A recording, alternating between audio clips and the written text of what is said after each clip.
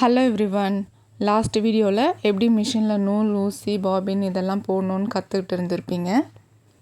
அந்த வீடியோவை பார்க்காதவங்க போய் செக் பண்ணிவிட்டு வாங்க. ஸ்டார்டிங்லேருந்து கற்றுக்கிட்டா தான் உங்களுக்கும் கிளியராக புரியும். இப்போ வாங்க இன்றைக்கி என்னென்ன கற்றுக்கலான்றதை பார்க்கலாம். இப்போது என்னென்ன திங்ஸ் நமக்கு தேவைன்னு பார்க்கலாம்.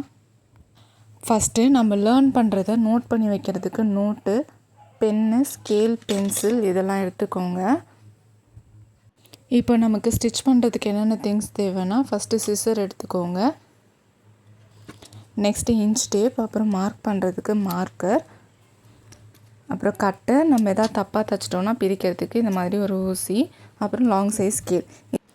நெக்ஸ்ட்டு குண்டூசியும் நமக்கு வேணும். அதை நான் இதில் காமிக்கல, நீங்கள் வாங்கிக்கோங்க. இதெல்லாம் தான் நமக்கு பேசிக்காக தேவைப்படுற திங்ஸ் பிகினர்ஸ்க்கு. இப்போ வாங்க மிஷின் எப்படி ஹேண்டில் பண்ணுறதுன்னு பார்க்கலாம். இப்போது பவர் மிஷினாக இருந்துச்சுன்னா ஒரு சிலருக்கு பயமாக இருக்கும். ஸ்டார்டிங்கில் எங்கே நம்ம ஃபாஸ்ட்டாக தைச்சிருவோமோ அப்படின்னு சொல்லிட்டு. ஸோ அதை நினச்சிலாம் நீங்கள் பேனிக் ஆக வேண்டாம். உங்கள் மைண்டை ஃபஸ்ட்டு நீங்கள் ரிலாக்ஸ் பண்ணிக்கோங்க. நம்மளாலேயும் இந்த மிஷினில் தைக்க முடியும் அப்படின்னு சொல்லிட்டு உங்களுக்கே ஒரு கான்ஃபிடென்ட் கொண்டு வாங்க ஃபஸ்ட்டு. இப்போது பவர் மிஷினை நம்ம காலை வச்சு அழுத்தி ப்ரெஸ் பண்ணக்கூடாது. லைட்டாக ப்ரெஸ் பண்ணாலே போதும், அது பாட்டு ரன் ஆகும். ஃபஸ்ட்டு நீங்களும் இந்த மாதிரி பெடலை மட்டும் ப்ரெஸ் பண்ணி பாருங்கள், உங்களுக்கும் கண்ட்ரோல் வந்துடும். அப்புறம் எந்த லெவலில் ப்ரெஸ் பண்ணால் போதும்னு உங்களுக்கு தெரிஞ்சிடும். உங்களுக்கும் ஈஸியாக இருக்கும் தைக்க ஸ்டார்ட் பண்ண.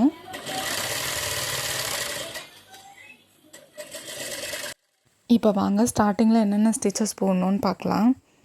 ஃபஸ்ட்டு இந்த மாதிரி ஸ்ட்ரெயிட் லைட் போட்டுக்கோங்க, நம்மளோட ஸ்டிச்சஸ் ஸ்ட்ரெயிட்டாக வர்றதுக்கு. நெக்ஸ்ட் இந்த மாதிரி பாஷே போட்டுக்கோங்க. இது எதுக்குன்னா இந்த கார்னர்ஸ் கரெக்டாக ஸ்டாப் பண்ணி டர்ன் பண்ணுறதுக்கு. நெக்ஸ்ட்டு வி ஷேப், இதுவுமே இந்த கார்னர் கரெக்டாக ஸ்டாப் பண்ணி டர்ன் பண்ணணும். இது டபுள் வி. மிஷினில் தைக்கும் போது நீடில் எடுக்காமல் தைக்கணும். இப்போ நான் இதில் போட்டிருக்க மாதிரியே எல்லாமே நீங்களும் நோட்டில் நோட் பண்ணிக்கோங்க. இப்போ உங்கள்கிட்ட இருக்க வேஸ்ட் கிளாத் ஏதாவது எடுத்துக்கோங்க. இந்த மாதிரி நான் ரேஷன் துணி தான் எடுத்திருக்கேன். நம்ம நோட்டில் நோட் பண்ணியிருக்கிறதுலாம் இதில் ட்ரா பண்ணி எடுத்துகிட்டு வந்துடலாம். இந்த மாதிரி ட்ரா பண்ணி எடுத்துகிட்டு வந்திருக்கேன் எல்லாத்தையுமே. நீங்களும் இந்த மாதிரி ட்ரா பண்ணி வச்சுக்கோங்க. இப்போ தைக்க ஸ்டார்ட் பண்ணலாம்.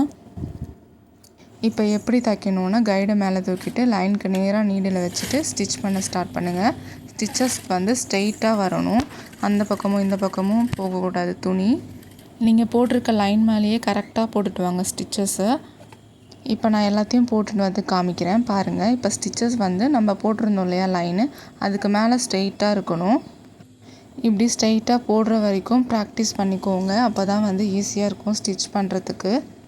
இப்போ நெக்ஸ்ட்டு பாஸ் ஷேப் லைன்ஸு இந்த மாதிரி லைனுக்கு நேராக நீடில் வச்சுட்டு ஸ்டிச் பண்ணிகிட்டே வாங்க. கரெக்டாக அந்த கார்னர் வந்த உடனே நீடில் இன்சர்ட் பண்ணிக்கோங்க.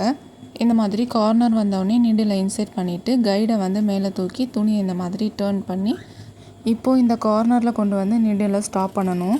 இந்த மாதிரி ஸ்டாப் பண்ணி ஸ்டிச் பண்ணால் தான் உங்களுக்கு நீடில் எந்த இடத்துல ஸ்டாப் பண்ணணும் அப்படின்றது ஈஸியாக தெரியும். இப்போ உங்களுக்கு இந்த மாதிரி பர்ஃபெக்டாக வர வரைக்கும் நீங்களும் ஸ்டிச் பண்ணி பாருங்கள். அப்போ தான் அடுத்தடுத்து தைக்கும் போது உங்களுக்கு ஈஸியாக இருக்கும்.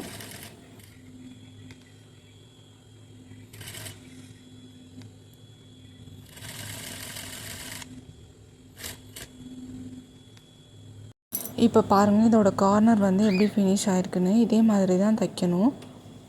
இந்த வி ஷேப்பும் அதே மாதிரி தான். நம்ம இந்த கார்னர் ஸ்டாப் பண்ணுறதுக்கு தான் இந்த ப்ராக்டிஸ்லாம்.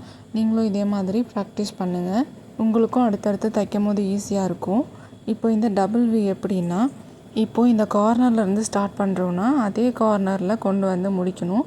மிஷின்லேருந்து நீடில் எடுக்கவே கூடாது, அப்படியே ஸ்டிச் பண்ணிட்டு வரணும். இப்போ நம்ம ஸ்டிச் பண்ணுறது எல்லாமே பேசிக் ஸ்டிச்சஸ் தான். இதெல்லாம் உங்களுக்கு நல்லா ஸ்டிச் பண்ண வந்துட்டாலே அடுத்தடுத்து தைக்கும் போது உங்களுக்கு ஈஸியாக இருக்கும். இப்போ இந்த கர்வ் எல்லாமே ஸ்டார்டிங்கில் வரவே வராது. ஸோ ரொம்ப பொறுமையாக ஸ்லோவாக தச்சு ப்ராக்டிஸ் பண்ணுங்கள், கண்டிப்பாக வரும். இப்போ பார்த்திங்கன்னா எனக்குமே பர்ஃபெக்டாக வரலை. ஏன்னா நானே இப்போ தான் கற்றுக்கிட்டு இருக்கேன். ஸோ எனக்குமே பர்ஃபெக்டாக வரல. ஸோ நீங்களும் தச்சு ப்ராக்டிஸ் பண்ணிங்கன்னா கண்டிப்பாக வரும். இந்த கர்வி ஷேப், ரவுண்டு இதெல்லாம் ரொம்ப பொறுமையாக தைக்கணும். ஸ்டார்டிங்கில் கஷ்டமாக இருக்க மாதிரி தான் இருக்கும். நம்ம தச்சு பழகிட்டோன்னா அடுத்தடுத்து தைக்கும் போது நமக்கு ஈஸியாக இருக்கும். இப்போ என்னெல்லாம் ஸ்டிச் பண்ண கற்றுக்கிட்டோமோ அதையே உங்களுக்கு பர்ஃபெக்டாக வர வரையும் நீங்கள் ஸ்டிச் பண்ணி பாருங்கள். அப்போ தான் நம்ம அடுத்து போகும்போது நமக்கு ஸ்டிச் பண்ணுறதுக்கு ஈஸியாக இருக்கும். இப்போது இதுதான் பேசிக் ஒரு ஸ்டிச்சஸ் போடுறதுக்கு, ப்ளவுஸ் தைக்கிறதுக்கு, சுடிதார் தைக்கிறதுக்கெல்லாம்.